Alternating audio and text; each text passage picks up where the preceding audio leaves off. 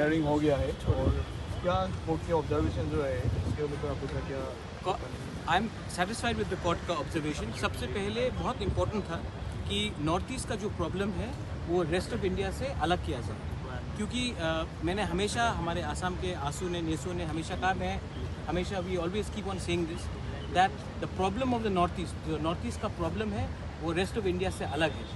तो त्रिपुरा और आसाम का प्रॉब्लम बहुत ही अलग है रेस्ट ऑफ इंडिया से। तो कोर्ट ने आज अपने ऑर्डर को स्वीकार किया है कि फुल सेग्रीगेशन किया जाए। बहुत लोग प्रेशर डालने की कोशिश कर रहे थे कि ये पूरा सीए का मैटर एक ही संग सुनाया जाए, लेकिन कोर्ट ने इंटरवीन करके कहा है कि आसाम और त्रिपुरा को अलग रख के 31 अक्टूबर में एक हमको रिटन उसके पहले रिटन सबमिशन देना है और उसके बाद कोर्ट उसमें अच्छे तरीके से विचार करेगी।